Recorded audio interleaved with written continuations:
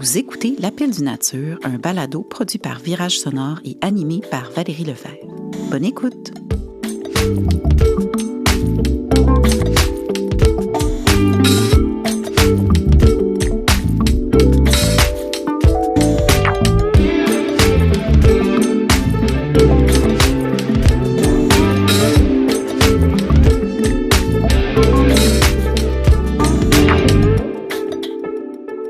Bienvenue, Florence Lebnan. Merci. Antoine Régis. Salut. Je vous ai invité parce que, toi, j'ai suivi ton parcours comme étudiant en sommellerie à l'ITHQ. Mm-hmm. Et puis, on s'est rencontrés, puis je pense qu'on a échangé sur Instagram. Puis c'est là que j'ai su que toi aussi, je pense que tu viens de terminer aussi ta sommellerie à l'ITHQ aussi. Oui. Voilà. Alors, on va parler d'étudier en sommellerie aujourd'hui. Donc, je vais commencer, Antoine, avec ton parcours. Qu'est-ce qui t'a amené à vouloir finalement étudier là-dedans? En fait, moi, j'ai 32 ans, donc c'est quand même, j'ai pas commencé ça comme vraiment directement après l'école. J'ai quand même un parcours un peu atypique, un peu... en fait, moi... comme beaucoup de gens, ça les surprend, j'ai passé 12 ans au Costco. Donc, quand j'ai eu 30 ans, j'ai remis ma démission. Donc, c'était quand même un super emploi pour beaucoup de choses. Ça m'a permis de voyager, de découvrir ma passion un peu pour la gastronomie, bien devenir un bon épicurien. Mais j'ai toujours été un peu... Je me suis jamais senti à ma place. Ma première job, c'était plongeur dans un resto à Chambly. Donc, j'étais un peu destiné à faire en restauration. Au début, je voulais faire de la cuisine, mais finalement, j'avais plus d'heures et j'ai commencé au Costco un peu après ça. Mais c'est toujours un peu resté dans ma tête, malgré tout. Et voilà, quand j'ai eu 30 ans, je me suis dit que je pouvais pas faire ça toute ma vie parce que je suis en train de virer fou. Et je suis quelqu'un de très passionné, très intense dans la vie. Donc, je me suis dit que j'allais, même si j'avais dit souvent que j'allais retourner aux études, là, je l'ai vraiment fait. Et j'ai eu beaucoup d'aide dans mon entourage par rapport à tout ça. Donc, j'ai pu quitter vraiment mon emploi à temps plein et me concentrer à 100% sur ça. J'ai appliqué à l'ITHQ en service et sommellerie. Et j'avais su à travers une amie que c'était la dernière cohorte de ce programme-là. J'avais pas trop d'infos par rapport au changement, donc je voulais vraiment faire ce programme-là parce que j'avais pas d'expérience en service. Et voilà, je suis rentré. J'ai trouvé ça quand même assez difficile au début parce que c'est vraiment le service pour débuter. Et je suis quand même quelqu'un qui apprend pas linéairement, là, du moins pas pour ce qui est la dextérité. Là, donc, c'était un peu difficile au début. Mais ouais, bon, finalement, avec mes connaissances et ma passion, je pense que ça a pris le dessus. Puis j'ai réussi à me faire un beau nom à travers ça. J'ai terminé officiellement en septembre, après 2 ans. Mais c'est pas exactement 2 ans. Il y a des stages qui en continu en fait. Un stage dans l'Ouest canadien, plus sur le service anglophone. J'étais dans la vallée d'Okanagan, donc j'ai quand même pu visiter des domaines là-bas. C'était quand même très cool. Et ensuite, le stage final en France, je suis allé à Marseille, à la Mercerie, restaurant de Laura Vidal, la Montréalaise d'ailleurs. Et c'était très cool. Je voulais vraiment un restaurant plus à mon image. Je voulais pas aller dans un gastro, quelque chose de trop serré. Je voulais quelque chose avec une certaine liberté. Et je l'ai trouvé là-bas. Vraiment un programme de vin assez libre, des vins un peu plus champ gauche, mais aussi des trucs assez quand même qui rejoint tout le monde. Donc voilà, et là maintenant, présentement, j'ai terminé et j'ai commencé mon parcours montréalais officiellement à la Rôtisserie La Lune. Donc je suis là depuis septembre, ça va faire 6 mois. Et on s'est un peu pris ensemble pour se dire que on allait faire le cheminement quand même, peut-être pas trop rapidement non plus. Là, tu vois, ça fait 6 mois, j'ai commencé à faire du barbac récemment et voilà, je suis dans la bonne direction. Donc on en est là pour l'instant. Super. Moi, je me rappelle, je t'ai connue avant ton truc en sommellerie, puis j'étais vraiment contente quand tu as suivi ta passion. Et après ça, j'ai suivi tes voyages, et puis j'étais très jalouse. Ouais, c'était le plus bel été de ma vie, clairement. Ça avait l'air d'être très, le plus bel été de toutes les vies, en fait. Ouais. Toi, Florence, comment ça s'est passé? Je t'ai rencontrée dans un bar, en fait. Oui, ouais. J'y suis souvent. J'aime bien aller dans des bars, peu importe le type.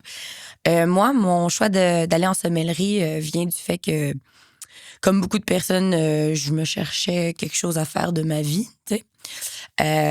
Puis j'ai vraiment 2 passions, essentiellement, c'est les humains et la politique. Et en commençant à travailler pour mes études en restauration, j'ai découvert qu'en restauration, il y avait les 2. Genre, tous les jours, tu rencontres des nouveaux humains qui pensent différemment, qui agissent différemment, qui viennent de plein d'endroits du monde. Puis, veux pas, on mange 3 fois par jour, donc c'est très politique, en fait, la nourriture, la manière dont on organise l'alimentation humaine. Il y a quelque chose d'extrêmement essentiel à ça, donc ça me permet de poursuivre cette partie-là de ma vie aussi. Ouais. Puis là, toi, t'as terminé ton truc en sommellerie? J'ai terminé ma formation en sommellerie, elle a duré seulement 4 mois. OK. Ouais. Donc, Antoine et moi, on n'a pas vraiment eu la même expérience à l'ITHQ. Personnellement, c'était dans l'ensemble positif, mais il y a eu vraiment beaucoup de négatifs liés à cette période de temps qui était quand même très, très courte. Parce que maintenant, c'est juste 4 mois, les formations en sommellerie? En fait, la formation en sommellerie nécessite une formation en service. Donc, étant donné que j'avais suffisamment d'expérience en service sur le plancher, j'avais pas besoin de faire ces cours-là. OK. Donc, en faisant le service, ça fait 1 an et demi au total, si je me trompe pas. Mais si vous êtes comme moi, une personne de l'extérieur qui veut juste se perfectionner en sommellerie puis devenir meilleur dans le domaine de la restauration, c'est 4 mois. OK. Puis là, moi, là, j'entends, c'est ça, stage Vallée de la Canagan, Marseille. Toi, tu es en train d'organiser ton stage, de ce que j'entends. J'organise mon propre stage parce que, encore une fois, les compressions sont telles qu'il n'y a plus de stage maintenant avec les cours de sommellerie. Genre, plus du tout. C'était les derniers stages que tu fais. Nous, le programme était différent, comme je mentionnais. C'était un mix de services et de sommellerie. Et c'était vraiment le gros programme, mais je pense qu'il y avait moins de candidatures qui étaient déposées. Et vu que ça reste gouvernemental, l'ITHQ, le but, c'est aussi d'avoir des gradués qui rentrent sur le marché du travail. Quand dans un milieu qui est assez criant pour la main-d'œuvre qualifiée. Là. Parce que oui, il y a beaucoup de gens qui travaillent en restauration. Après ça, c'est pas partout nécessairement que les gens font pour les bonnes raisons. Et c'est correct aussi, mais bon, ça paraît quand les gens sont de métier quand même. Mais juste par curiosité, est-ce que maintenant, on est capable de faire un parcours en sommellerie à l'ITHQ? Ben, je prends cet exemple-là, là, ça peut être n'importe où ailleurs, puis justement aller faire des stages ailleurs, ou ça, c'est complètement coupé? C'est pas encadré par l'ITHQ. OK. Mais, par exemple, grâce à toutes les personnes qu'on rencontre à l'ITHQ, j'ai fait beaucoup de réseautage pendant mon temps là-bas. Par le passé aussi, j'ai pu me lier d'amitié avec plein de sommeliers. Donc, je vais m'en aller à Beaune pour cet été. Oh, wow! Pour travailler. J'ai pas encore trouvé exactement l'endroit, mais je suis déjà en train de faire mes PVT, tout ça. Donc, je suis en train de m'organiser un stage. Mais l'encadrement de l'ITHQ, le fait que ça soit nécessaire à ta formation, c'est plus là. OK. Mais tu vas le faire pareil, c'est super cool, ça. Ah oui. C'est très, très cool. Puis tu as le but, toi, d'aller là. C'est quoi ton stage de rêve? Mon stage de rêve, je veux travailler dans un bar à vin à Beaune parce que ce qui me fascine, c'est que vu que c'est le cœur de la Bourgogne, ils ont juste comme tous les producteurs. Donc, la sélection va être magnifique. Puis aussi, il y a un savoir multigénérationnel que je veux absolument puiser. Je veux voir comment ils sont capables de faire des petits bars à vin de quartier tels qu'on les aime au Québec, mais avec des producteurs à côté, comment ils font pour gérer leur stock, aussi comment perçoivent les Français, comment les Français perçoivent le vin, parce que c'est très différent des Québécois, évidemment. Donc, peut-être un peu mieux comprendre cet aspect-là. OK. Voilà. Hey, moi, j'ai apporté une bouteille parce que ça me tentait, puis c'est vendredi. Puis là, je me suis dit... je vais la faire ouvrir par des gens qui s'y connaissent. Mais tu sais, en fait, c'est ça, on parlait avant l'épisode, puis je me disais, tu sais, souvent, il y a comme... Parce qu'il y a un papier qui recouvre. Puis, à un moment donné, la mode, c'était de le couper, genre, plus proche du bouchon, plus proche ici du goulot. Mais là, on n'a pas à faire ça. Fait que je sais pas, y a-t-il une manière... Ah, puis il est super fancy, ton... Oh, c'est un Dame Jeanne. Et on a un produit de Dame Jeanne, justement. Je vais te laisser y aller. Notre sponsor, qui vient de ma cave, qui est un vin d'Athénès de Béruge. En fait, je suis déjà mal parti parce que je suis assis. C'est ça, genre... je me suis dit, on va le faire in caméra, in podcast, mais c'est ça, d'habitude, il me semble qu'il faut que tu sois debout.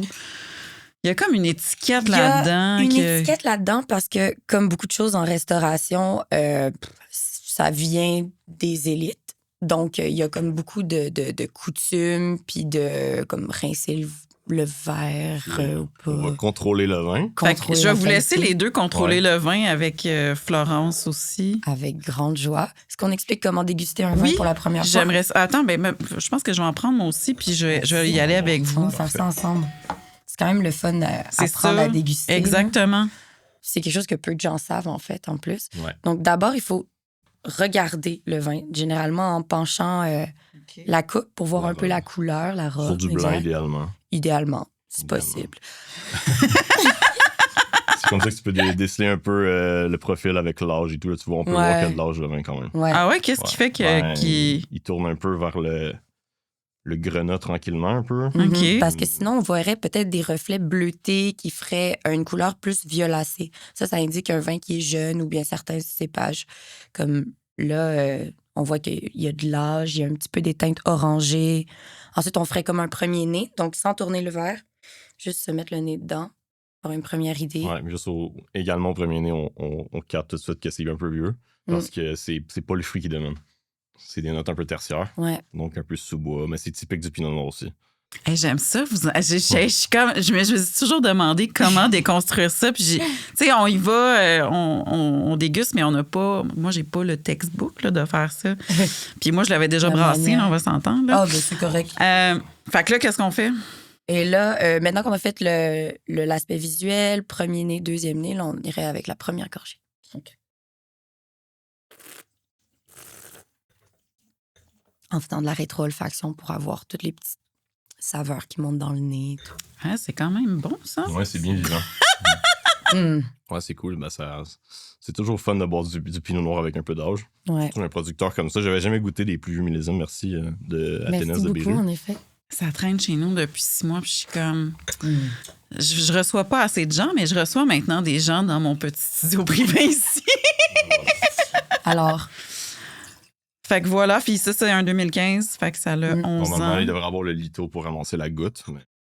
Hey, santé! ben, santé au podcast. Mais moi, j'ai une question.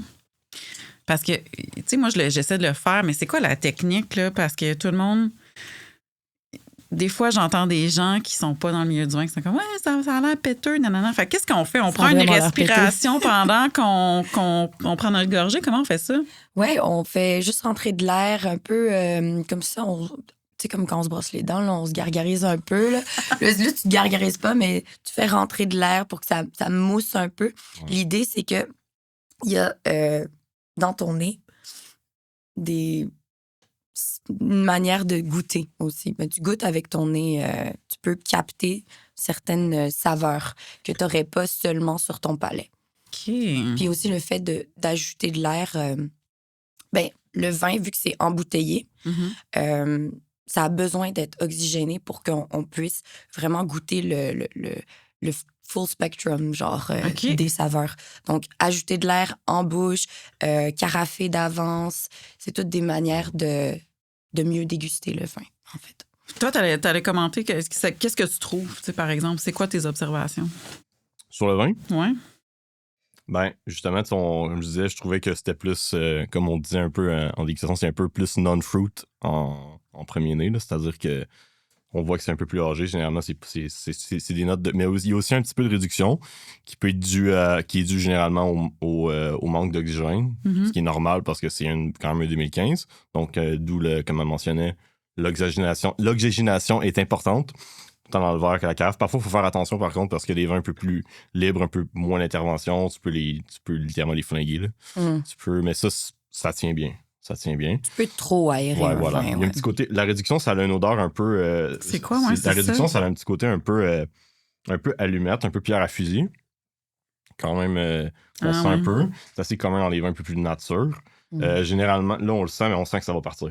Et c'est pas désagréable non plus. Parfois, quand c'est seulement ça que ça sent, quand ça commence à sentir un peu les œufs pourris, c'est plus un défaut. OK. Là, c'est plus... Moi, personnellement, la réduction dans les vins blancs, moi, j'adore. OK. C'est vraiment mon truc. C'est vraiment... Mais des fois, c'est contrôlé. Ganva travaille beaucoup sur les réductions, par exemple. OK. Ouais. Cool. Il y a une réduction qui peut être mieux contrôlée que d'autres. Là. Des fois, tu le goûtes vraiment en bouche. Comme là, il est au nez, mais je ne l'ai pas du tout sur le palais, là, ou presque pas. Là. C'est vraiment... ça reste quand même assez net. Un petit côté un peu feuille morte, là, qui est très typique du pinot noir avec un peu d'âge également. Donc, c'est cool. Moi, j'aime beaucoup ce profil-là dans le pinot même. Des fois, sur la jeunesse, on le trouve, mais c'est plus rare quand même. Hey, je suis contente que vous aimez ça. Je suis contente que ça sorte bien aussi. Là. J'étais comme, si on l'eau, puis il n'y a pas En même comme... temps, ils travaillent bien, eux. Après ça, c'est peut-être pour... c'est pas parce que c'est plus vieux nécessairement que c'est meilleur, c'est juste peut-être... Non, c'est ça. Il y a peut-être des gens qui apprécieraient moins. Moi, j'aime beaucoup ça parce que c'est pas du tout que tu bois tous les jours. Puis, bon, fait que là, vous avez un peu expliqué qu'est-ce que vous avez appris. Mm-hmm. Puis, ben justement, je me demandais, bon, toi, tu avais déjà fait du service. Toi, tu te passionnais déjà de vin. Qu'est-ce que votre parcours, les connaissances que vous avez acquis, qu'est-ce que ça vous a apporté? C'est quoi que ça a changé par rapport à la façon dont vous buvez du vin maintenant? Mm-hmm. Tu commences? Moi, personnellement, je dirais que c'est une bonne et une mauvaise chose. C'est une bonne chose parce que, ben, on peut geeker un peu plus, comprendre un peu plus, s'ouvrir plus sur des trucs qu'on connaît moins. Aussi, c'est comme, par exemple, quand tu dégustes avec beaucoup de gens, on s'amène tout un peu, c'est vraiment super. Et aussi, on peut comprendre on comprend mieux les accords mésévins et qu'on comprend un peu les profils. Parce qu'on a également des cours un peu basés là-dessus, l'analyse organoleptique. Par contre, ce que je dirais qui est un peu le point négatif, c'est qu'on dirait que tu peux plus vraiment boire du vin sans trop réfléchir. Mm. Donc, si je veux pas réfléchir, ben, je bois de la bière, par exemple. Mais même là... Même là. Ouais, mais même là, mais par exemple, c'est ça. Mais Faut c'est pas un dire peu, tous les micro-brasseurs. on apprend beaucoup à trouver les défauts dans le vin quand on fait les cours un peu classiques. Ce qui, pour moi, est pas nécessairement... C'est un peu contre-intuitif, surtout quand tu viens d'un milieu que tu as goûté du vin un peu plus libre pour débuter comme moi, par exemple. Puis c'est correct, mais on dirait que parfois, tu cherches juste ça. Tu comprends. C'est pas parce que nécessairement un défaut est classé, ça veut pas dire que c'est mauvais. Par exemple, dans les Barolo, il y a un peu d'acidité volatile, ben, ça fait partie du profil aromatique, c'est super, mais c'est juste tout est dans la balance, en fait. Mais j'ai une question pour toi parce que je vois les stories, les groupes avec lesquels tu dégustes. Puis j'ai d'ailleurs reçu, je pense, des gens avec qui tu dégustes. Puis je vois que c'est justement, tu sais, contrairement à comme, 2019, quand j'ai commencé le podcast, que je t'ai connu probablement là, où est-ce qu'on vivait des affaires qui étaient tout croche. Puis on trouvait que c'était vraiment génial parce qu'on n'avait jamais bu ça. Mais est-ce que justement, avec les connaissances, vient une espèce d'exigence sur le produit? Parce que c'est pas des petites bouteilles là, que vous ouvrez. Ouais, ben c'est sûr que on n'en a pas toutes les mêmes palettes non plus. Là. Moi, par exemple, je préfère tout le temps, je privilégie tout le temps des producteurs qui travaillent bien, un peu le plus possible sans soufre. Après ça, il faut être réaliste avec le transport, ça peut être difficile, mais quand j'étais en France, par exemple, je buvais beaucoup de 0-0, comme on dit, un peu, c'est rien ajouter, rien enlever un peu. Et souvent, moi, les meilleurs vins de ma vie, c'est ça. Mais après ça, c'est un peu un gamble. Donc, je pense qu'on est rendu à un point aussi que il faut que tu t'attendes à un gage de qualité. Il y a certains trucs qu'on achète parce qu'on sait que ça va être bon ou que ça va être une certaine qualité, mais parfois, des fois, c'est un gamble et ben, tu mets 60 balles sur une bouteille et t'es comme, ben, ça goûte pas, quoi. Puis la SAQ, en ce moment, sont rendus très compliqués pour les retours. Donc, Mais en soi, si je peux me permettre, le fait qu'on critique activement la SAQ, je pense pas que c'est un problème. Je pense que c'est un feature de la SAQ. On est privilégié d'avoir une société d'État qui gère l'alcool au Québec. Donc, l'alcool, qui est un composé hautement addictif, n'est pas géré par des intérêts privés. Les intérêts privés, on ne peut pas vraiment les critiquer parce que c'est des intérêts privés. On se dit, ils font ce qu'ils veulent, c'est leur business model. C'est pour ça qu'on on peut les critiquer, mais on n'a pas de retour là-dessus. Donc, on peut juste les démoniser, tandis que là... Tu critiques Amazon, ils ferment leurs entrepôts au Québec. Ouais. La SAQ, si on la critique, c'est parce qu'on veut qu'ils fassent mieux, puis on veut qu'ils servent mieux la population, et c'est leur mission première. Et ils le font. Ils nous écoutent. On a vu entre 2016 et 2026, en 10 ans, une croissance immense du portfolio de vin nature, vin bio. Maintenant, la SAQ impose que les bouteilles soient légères, ce qui est important au niveau environnemental. La SAQ fait partie d'un consortium de monopoles nordiques engagés vers le vin durable. Donc, la SAQ répond aux critiques qu'on fait d'eux. Donc, en fait, c'est super important de continuer de la critiquer pour son bien et pour notre bien à tous. Genre, moi, je ride la SAQ parce que je trouve qu'on est tellement privilégiés comparativement aux États-Unis, même en France, d'avoir la diversité qu'on a. Mais moi, ce que j'ai remarqué, c'est que même quand j'allais en France, c'était, mettons, du Cornelison, c'était aussi cher là-bas, dans des caves à vin, que ça allait ici. Il y avait comme 2-3 piastres, 5 piastres max de différence. Bon, c'était peut-être avant, pré-pandémique, mais je pense que même encore là, les prix qu'on a sont quand même bons. Parce que Les prix sont quand même bons. Ouais. Et les vins qu'on importe sont faits par des gens qui sont payés correctement. Malheureusement, c'est ça que ça coûte. Ouais. Quand tu le fais venir d'ici, tu rajoutes toutes les... en tout cas. Voilà. Mais si on retourne à toi, qu'est-ce que ça... Puis là, je suis comme... c'est trop loin. Moi, là, je sais pas si... Est-ce que vous avez appris ça? Parce que moi, quand j'étais en service... Puis c'est un défaut, là, quand j'ai été serveuse, mais j'avais pas votre expérience. Des vins qui se vident, ça me stresse. Ils se vident? Ben, moi, il faut que je remplisse les verres. Là, quand je vois des verres un peu plus vides, faut que je les remplisse. Vous avez pas ce réflexe-là? Moi, j'ai ce réflexe-là. En service, oui. Quand on travaille, je pense que c'est vraiment important. C'est super important. Moi, j'avoue que des fois, je fais tellement de mille choses en même temps qu'on dirait que... Mais je pense que ça fait partie de l'expérience aussi. Là, c'est quand t'es serveur ou, en fait, serveur, n'importe quel poste en service. En fait, en restauration tout court, là, parce que c'est vraiment un métier de... C'est sur le moment, là. Donc, c'est capable de vraiment gérer ses priorités aussi. Et voilà, ça, c'en est une parce que c'est dans les petits gestes qu'on voit la qualité du service tout le temps. Là. Moi, ça va arriver, là, mais tu sais, des fois, j'ai comme... je vais resservir les gens à ma table, puis des fois, la personne au service elle arrive puis elle est comme déçue qu'elle l'a pas fait à notre place. Puis des fois, je me dis, je veux pas... Il y a comme... je trouve ça impoli de me resservir. Parce qu'on dirait qu'il y a comme une déception du côté du service. C'est dans ma tête? Ou... C'est comme vraiment tout dans la restauration, comme plutôt tu nous as demandé comment on ouvre une bouteille. Puis en fait, tout dans la restauration, là, j'ai toujours envie de répondre, ça dépend. Ça dépend tout le temps. Ça dépend c'est quoi la vibe, ça dépend qui tu sers, quoi tu sers, où tu le sers, à quel moment. Tu sais, au Double Menton et Saucisson, là, un petit bar de quartier sur la Plaza Saint-Hubert, là où je travaille, je vous assure que je vous remplis pas vos verres de vin. Il y a tellement de monde. Tellement de c'est comme, c'est fou.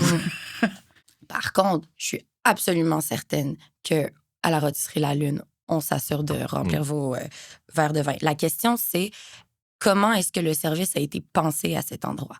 Est-ce qu'on s'attend à un service haut de gamme où là, vraiment, tu es pris en charge du début à la fin, tu te laisses flotter? Ou est-ce que, justement, tu rentres un peu plus comme dans un parc, chez ton ami, puis là, c'est un peu à la bonne franquette? Tout dépend. Ou bien un dive bar où là, carrément, tu te lèves, tu vas au bar, tu commandes, puis là, tu retournes à ton spot. Avec ta grosse caille de 5 ans. Ouais, c'est ça. Chaleur d'hémisphère gauche. Ouais, moi, je suis allée au Bruno's récemment, que j'aime beaucoup aussi. Oui, j'adore le Bruno. Mais c'est ça, je te renverse la question. Toi, qu'est-ce qui a changé par rapport à comment tu bois du vin depuis ta formation? J'adore cette question parce que faire la formation, puis avoir 4 mois intensifs où tous les jours, on déguste au moins une bouteille, au moins un produit, puis on en parle. Puis vous êtes 15 personnes dans la classe à parler de qu'est-ce qu'on goûte, qu'est-ce qu'on sent, qu'est-ce qu'on voit, qu'est-ce qu'on pense que c'est. En fait, ça m'a appris à beaucoup plus apprécier la vie. C'est con, mais des odeurs, il y en a tout le temps. Des petites saveurs, il y en a tout le temps. Des manières de percevoir la lumière, de percevoir le moment, il y en a plein. Si on s'arrête 2 secondes sur notre expérience sensorielle de la vie, c'est beaucoup plus enjoyable que genre juste manger son meal prep, puis comme juste boire sa Corona, puis comme rester tout le temps dans ses habitudes. Ça m'a vraiment permis de mieux déguster les choses, mieux apprécier les moments, puis prendre le temps. Là. Mais puis au-delà du vin, de ce que j'entends. Au-delà du vin. Parce que dans le vin, on rentre dans un monde qui est ultra spécifique, puis pour lequel on s'entraîne. On s'entraîne pour déguster, tu sais, comme des feuilles de violette séchées, tu sais, un petit peu de crème de cassis, comme un petit communard, tu sais, toutes les petites notes comme ça. Ça vient avec de l'expérience, ça vient avec tellement de bouteilles derrière. L'humain moyen boit pas autant que les sommeliers, thank God. Et je pense que c'est notre job de vulgariser ce monde-là. Sauf que je pense que tout le monde bénéficierait de profiter un peu plus de ce qu'ils mangent, ce qu'ils boivent, les moments qu'ils vivent. Mais j'ai comme l'impression aussi qu'en général, en ce moment, on fait un retour sur... Là, tu sais, on a nos téléphones, nos tablettes, puis on est hyper connectés. Mais moi, je sais que, justement, on essaie de se détacher là pour se ramener vers le présent, pour goûter, profiter, partager des choses. Puis ce que je me rends compte depuis que j'ai commencé l'enregistrement des épisodes, c'est que le vin, c'est des moments partagés avec des gens. Et ça, c'est quelque chose qui est hyper précieux dans un monde où est-ce qu'on est vraiment de plus en plus isolé devant nos écrans, tu sais. Absolument. Ouais. Si je peux commenter Vas-y, là-dessus... non, mais va, go! Ben, moi, la raison pourquoi je suis passionnée par les humains, c'est parce que j'ai eu l'immense chance d'avoir un père libanais qui nous a toujours partagé sa culture, puis on est souvent retourné au Liban. Et un truc qui est de base dans le monde arabe et au Liban, c'est l'hospitalité. C'est pas optionnel. T'es bizarre si t'invites pas les gens chez vous à manger, à boire. T'es bizarre si t'es pas généreux, si tu partages pas. C'est la norme. Au Québec, c'est les moins. Donc, ma passion pour la restauration vient aussi d'un besoin qu'on se retrouve plus au Québec. Parce que je pense que ça fait du bien au monde. Tu sais, t'arrives à un endroit, là... j'ai travaillé dans l'Est du Québec. J'arrive avec une gang d'ouvriers agricoles qui ont chacun leur lunch, chacun leur muffin. J'ai imposé les dîners communautaires. J'ai imposé des menus partagés. On ramène des quilles. Puis là, tout d'un coup, ça devient plus agréable de travailler après. C'est tellement le fun de manger ensemble, boire ensemble, discuter, parler de nos vies, plutôt que d'être chacun dans notre coin avec ce qu'on avait prévu, nous. Je pense que c'est aussi une manière de vivre. Mais tu sais, là, on est comme dans le moment le plus tough de l'hiver. L'épisode va sortir probablement au printemps, l'été. Et puis, on est un peu isolé par la température, par le froid. Tu sais, je me reviens vers toi, puis je vois que, tu sais, justement, tu as des groupes de dégustation qui fait que probablement tu n'es pas dans ton coin, puis et que tu as trouvé une communauté aussi à travers ça. Ouais, c'est sûr. Je dirais que c'est à peu près une semaine sur 2. La semaine dernière, j'en ai eu 2 quand même en 3 jours. Donc, cette semaine, un peu plus relax quand même. Parce que c'est très plaisant, j'adore et tout, mais c'est certain qu'aussi des fois, je pense que c'est important de pas oublier. Par exemple, moi, j'ai quand même des amis qui sont pas dans le milieu du vin, évidemment. Des amis des amis de plus longue date que je pense que c'est important de pas oublier ces gens-là parce que, veux pas, c'est... Quand t'es passionné de quelque chose, c'est sûr que tu te retrouves plus avec ces gens-là, mais parfois, c'est que ta vie gravite vraiment qu'autour de ça.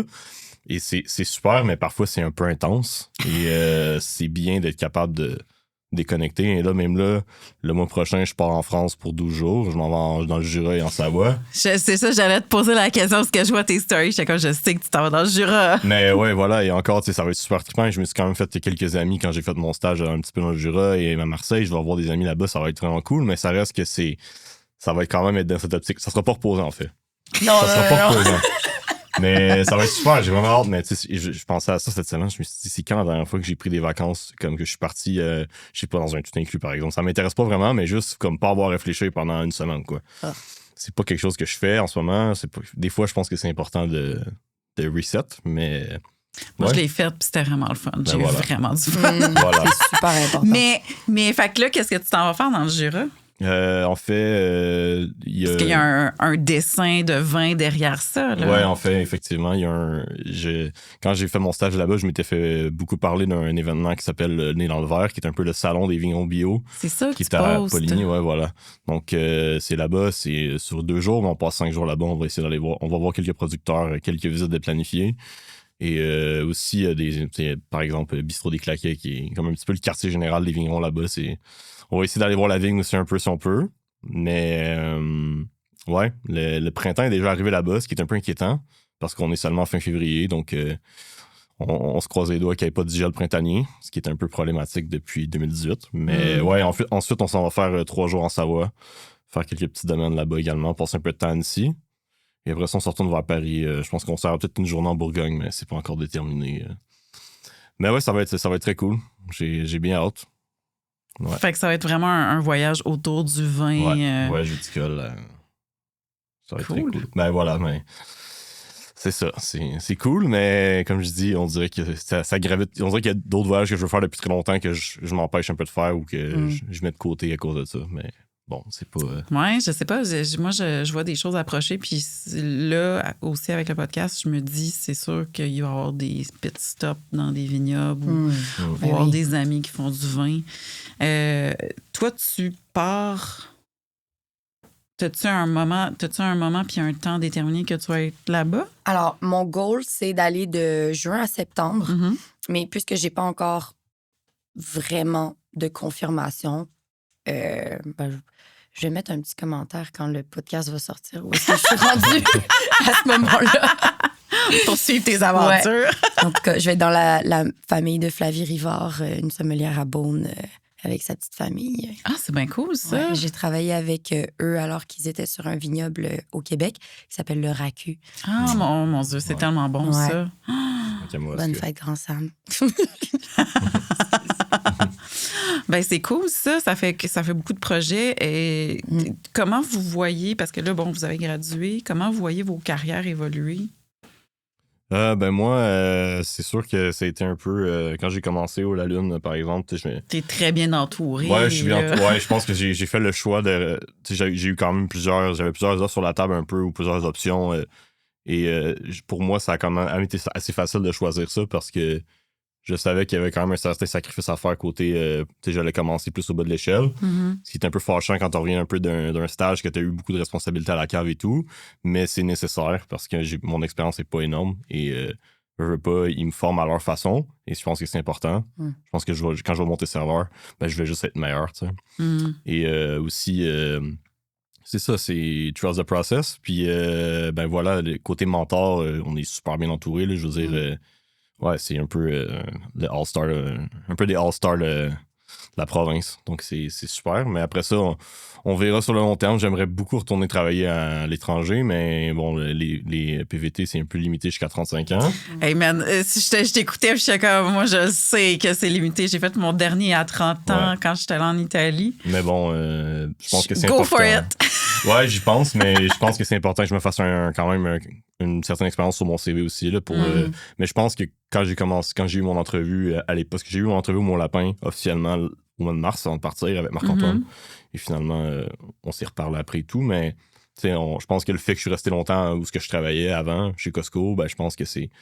Je leur ai dit que j'étais quand même quelqu'un qui, si ça marche pas pour moi, je vais rester. Je suis pas quelqu'un qui change d'emploi à chaque.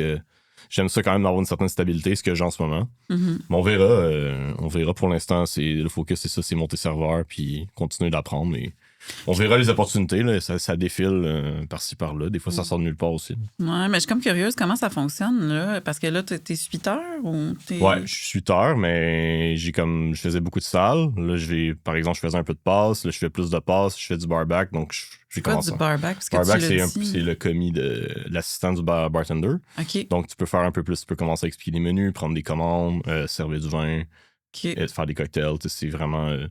c'est un peu pour reconnecter ce côté un peu service que j'ai pas vraiment fait dans les derniers mois. Donc, un peu sorti, puis aussi de le faire à leur façon. OK. Parce que, puis, moi, je suis complètement vendue fan de la rôtisserie La Lune. Là. Des fois, j'en rêve, là, puis comment j'y aille. Ah ouais, avec elle. Puis, je veux dire, Morgane, Vania, la grande Vania. Il y a aussi Rosalie qui est là, puis tout le staff est vraiment comme A1. Puis moi, j'avais une expérience qui était vraiment formidable où est-ce que... puis j'ai vécu ça à la Buvette Scott cette semaine, qui était aussi vraiment cool. Fait que là, c'est le serveur qui te présente les vins, généralement? Ouais, mais en fait, ce qui est cool, c'est que, pour revenir un peu au point tout à l'heure, c'est comme à chaque jour avant notre shift, on s'assoit tous ensemble, l'équipe de service, on mange ensemble, on mange notre staff meal, on discute des derniers services, des changements de menu, des nouveautés sur les vins, etc. Donc, on parle tout le temps de vin. On parle tout le temps de vin et on déguste quand même, on a des masterclass à l'occasion, des trucs comme ça. C'est quand même tout le temps, même si je les vends pas vraiment, je les connais quand même. Puis de toute façon, c'est important que je les connaisse parce qu'on sait jamais. Il faut quand même être prêt, faut être préparé quand même. Et on est là-dedans en ce moment, mais ouais. Puis moi, ce que j'aimais, c'était l'expérience justement totale de tu manges quelque chose, tu leur dis un peu qu'est-ce que tu files, puis là, ils t'apportent 3 bouteilles. Puis là, t'as un tour des bouteilles, puis ça, c'est oh my God, tu te sens spécial, considéré, puis ça, il y a comme un petit plus là-bas dans le service que je trouve vraiment génial. Toi, comment après ton stage, justement, tu reviens, qu'est-ce que tu veux comme job? Qu'est-ce que je veux comme job? On manifeste à l'univers. C'est quoi? Comment tu te vois évoluer avec cette formation-là? Ben, moi, ma spécialité dans la vie, c'est d'être complètement delusional. Fait que... Let's go! On va y aller ensemble. Fait que j'ai un projet qui me tient à cœur depuis longtemps et c'est d'ouvrir un bar à vin abordable. Je suis décalissée à chaque fois que je lis une carte des vins à Montréal. Je comprends. Je sais que les salaires augmentent, que la bouffe a augmenté de prix, que les produits coûtent cher à importer, que le loyer coûte cher. Je sais que les assurances n'arrêtent pas d'augmenter. Je sais que c'est dur pour les restaurateurs. Je veux trouver un moyen que le consommateur paye pas pour ça. Je trouve que c'est inacceptable de demander au-delà de 70 $ pour ta bouteille de moins cher. Je trouve que c'est pas normal qu'il y ait des sandwichs à 25 $ sur les menus de Montréal. Je trouve que c'est pas normal. Je trouve que c'est symptomatique d'un problème plus profond. Donc moi, mon objectif, c'est dans 6 ans, avoir acquérir assez d'expérience sur le plancher, puis avoir convaincu assez d'investisseurs pour pouvoir faire quelque chose qui soit différent, puis accessible à la classe ouvrière. Parce qu'il reste que... C'est bête, mais les serveurs, les commis, les sommeliers, ce sont des ouvriers, au même titre que des gars de la construction puis que des infirmières. Je suis désolée, les gars de la construction doivent faire... je sais pas à quel point s'ils font plus ou ils sont syndiqués. C'est pas les mêmes choses. Là. C'est pas en service, tout dépendamment d'où est-ce que t'as pas la même convention collective. Non, c'est ça. Il y a peut-être 2-3 restos au Québec qui sont syndiqués. Puis il y a Crew qui s'est syndiqué. Je sais pas trop les autres, mais... En tout cas, c'est mon objectif, c'est vraiment ça de... Ça serait-tu un modèle alternatif, genre une coop bar à vin? T'as-tu brainstormé des trucs? Oui, coop bar à vin, j'aimerais qu'on utilise plus le médium qui est le keg. Parce que le bar Mamie l'a déjà fait avec quand même pas mal de succès. De mettre du vin en fût, c'est une bonne idée. C'est plus léger à transporter. En plus, je sais pas si vous le savez, mais au Québec, on a pas mal d'aluminium. C'est une ressource. Mais t'étais à Barcelone, toi, me semble, au Salvatge, il y a beaucoup de vin en fût. Beaucoup de vermouth en fût, des trucs comme la sangria en fût. C'est vraiment... Ouais, mais il y a quelques places qui le font. Là. Je pense que le 20-20-20, ils ont toujours de la bauge en fût. À l'époque, c'était comme ça, en tout cas. Mais c'est un peu cette... Après ça, c'est super intéressant. Après ça, je me demande la conservation se fait comment. Parce que, par exemple, sur des vins plus fragiles... Je me rappelle une fois avoir goûté un truc, puis c'était flingué à mort.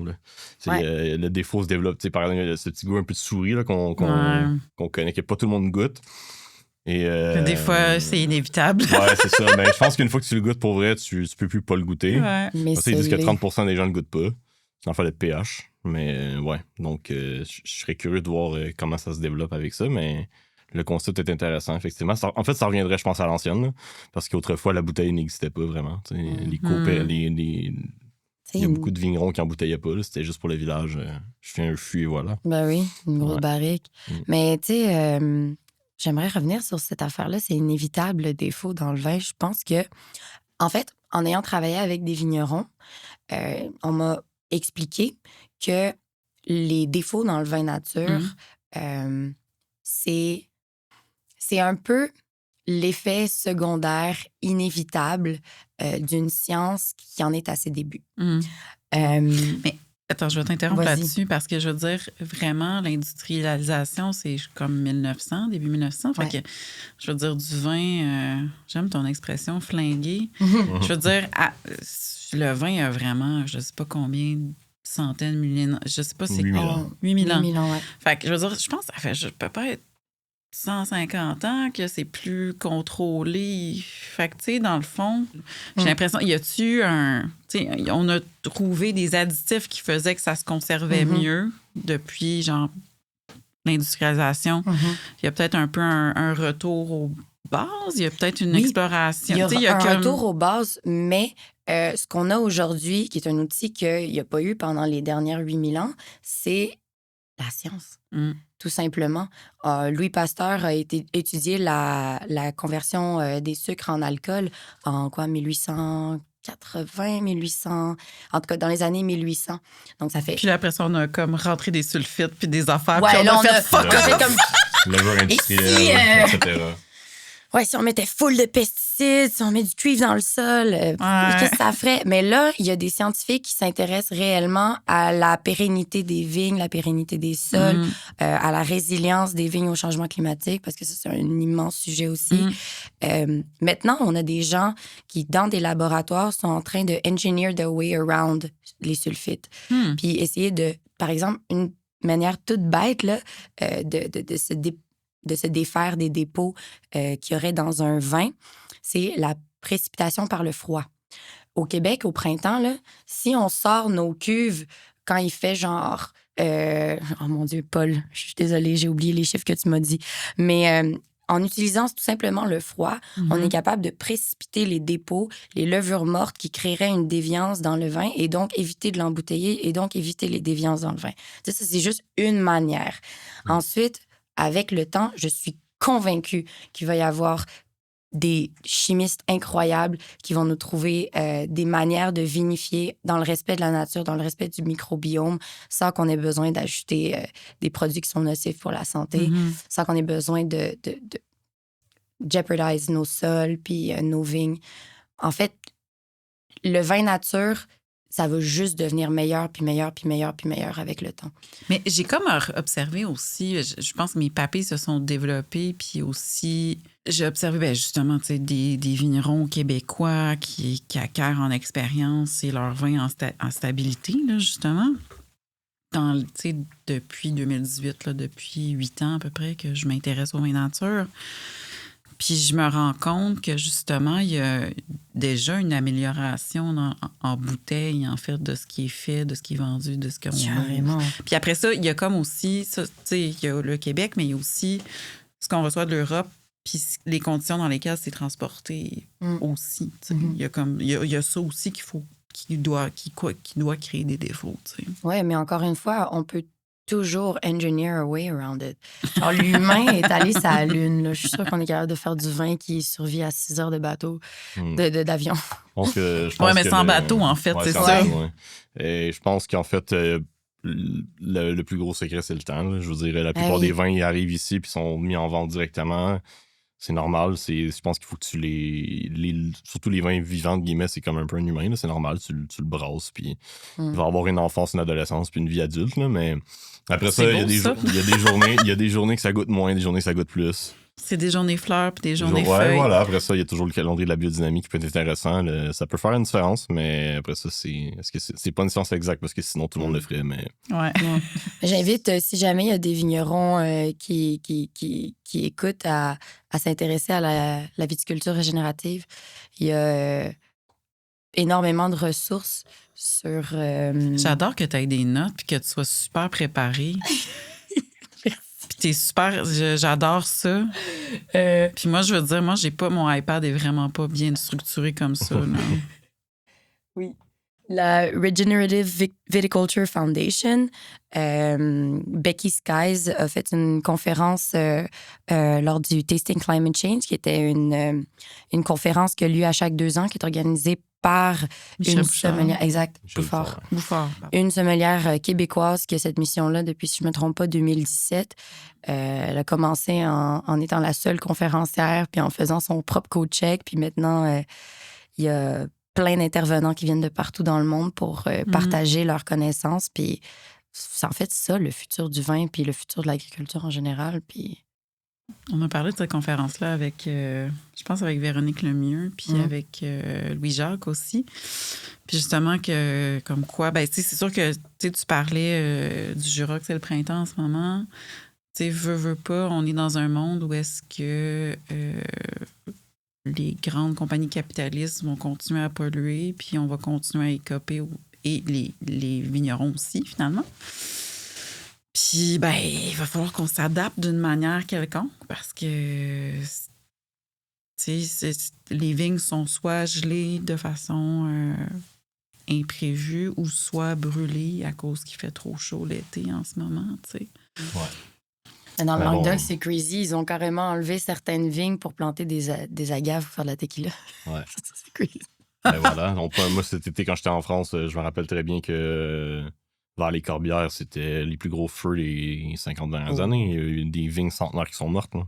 Oh mon Dieu, ça fait mal au cœur, ça. Ah, puis on c'est même pas réalise genre. mais on réalise pas, mais les feux de forêt, c'est pas juste ici, là, c'est partout. Là. C'est vraiment, mais c'était un été caniculaire. Il faisait des 43, 44 dans les terres. Là.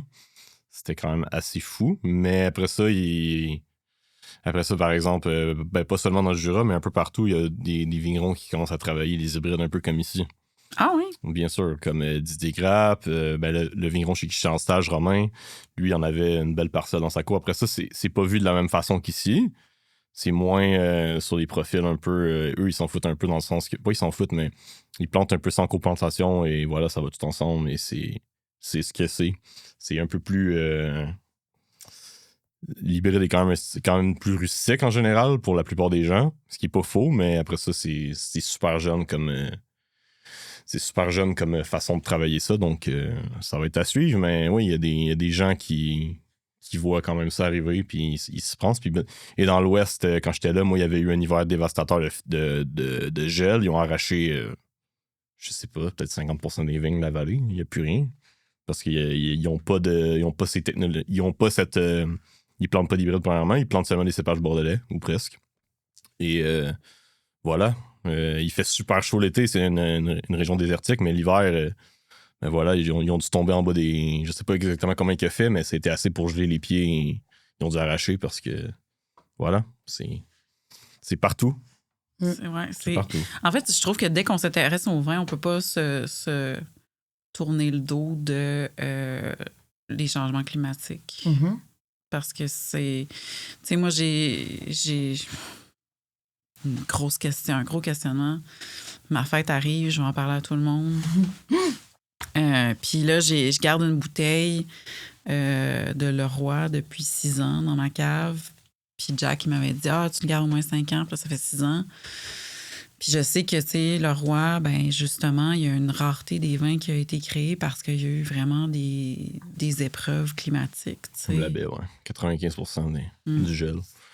Fait que, bref, tout ça pour dire que... Ben, en fait, la raison pourquoi c'est impossible de tourner le dos au changement climatique avec le vin, c'est parce que, ben, comme une poétesse de la Bourgogne avait dit, la vigne, c'est la terre rendue intelligible.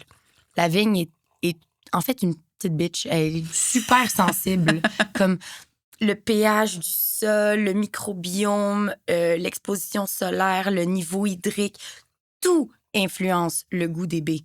C'est pour ça que même quand tu vas à l'épicerie puis tu achètes les gros raisins verts produits en masse, ils n'ont jamais le même goût, genre. Non, c'est vrai. Ça change tout le temps parce que c'est un fruit qui est très spécifique à son climat, à son année, à son terroir. C'est pour ça qu'en Bourgogne, tu vas avoir certains terroirs qui sont à 20 mètres d'un autre, mais ça va pas donner le même résultat. Ensuite, l'humain rentre en ligne de compte aussi, bien sûr. Mais cette sensibilité-là au climat rend les changements climatiques impossibles à ignorer dans le vin. C'est plus facile de l'ignorer dans d'autres cultures, mais pas dans celle-là, malheureusement. Heureusement, en fait. Je vois le temps filer. Oui. Et on a eu plein d'échanges super, mais je termine toujours avec les mêmes questions pour mes invités. Puis la première, c'est quelle est une rencontre marquante que vous avez fait? Dans le milieu du vin?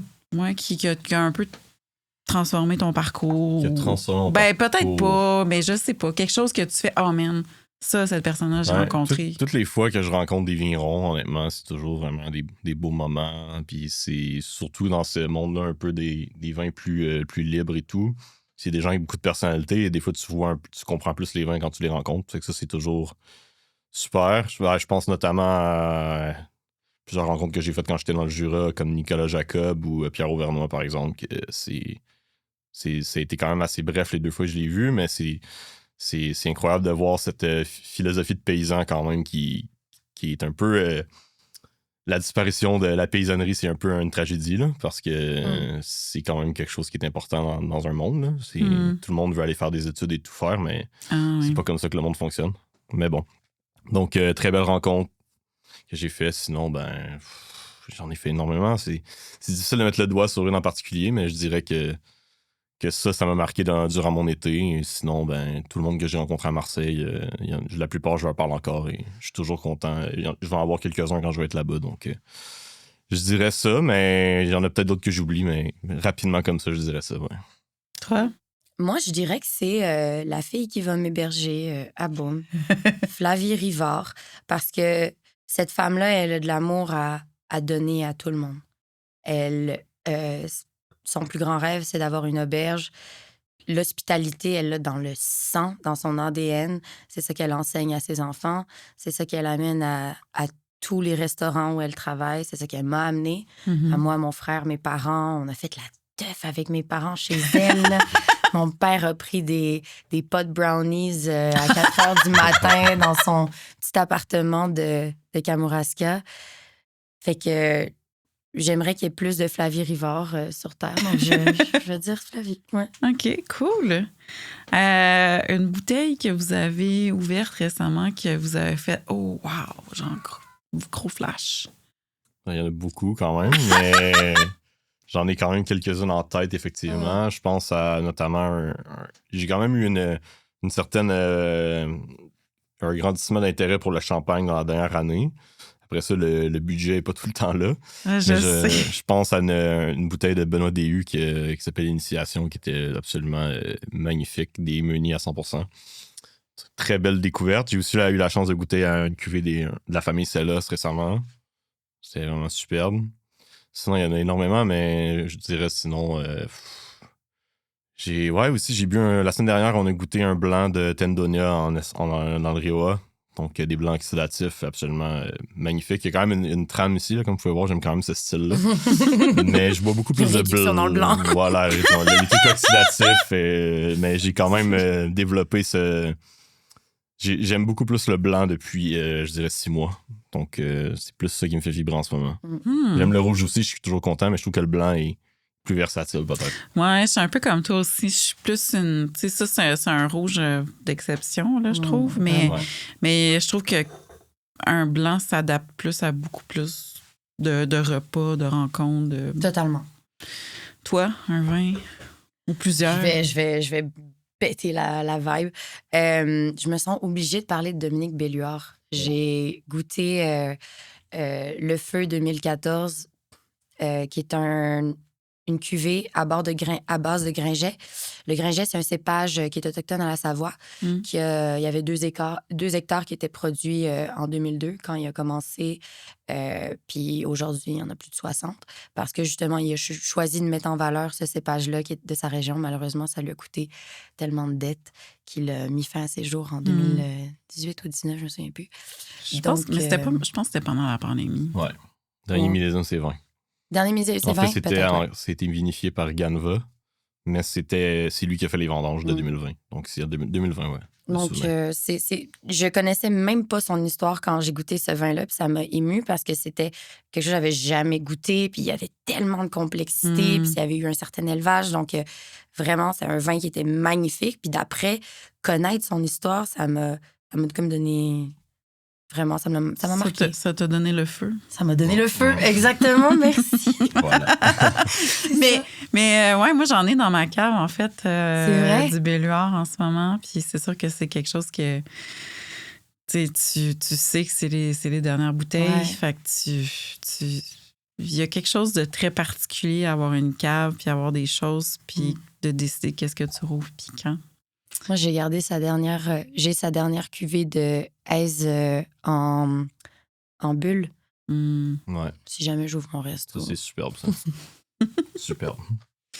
Est-ce que vous voulez qu'on aille voir quelque part sur votre page, où est-ce que vous travaillez? Où est-ce qu'on vous suit? Il y a toujours ma page Instagram, Parmigiano Regino. Donc, l'intérêt Moi, de la là, bouffe qui est là. j'adore qu'on a tous des noms là, sur Instagram, c'est des jeux de mots. Voilà. Je poste beaucoup par rapport au vin. Je suis très actif quand même. Après ça, voilà. Mais c'est ça. Vous pouvez me voir rôtisserie la lune 4 jours semaine.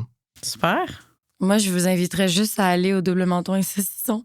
C'est un bar où je travaille depuis 1 an et demi, mais c'est un bar que j'adore parce que justement, ils font des efforts pour que ça reste pas cher, que ça soit bon, que ça soit local, qu'il y a un terrain de pétanque à l'intérieur. Donc, il n'y a jamais personne qui va te virer de là. Tu peux chiller pendant des heures. C'est comme un parc public à l'intérieur. Donc, venez faire un tour, venir dire coucou. Super, mais merci beaucoup. Merci à toi. Merci pour l'invitation. Merci, ça fait plaisir.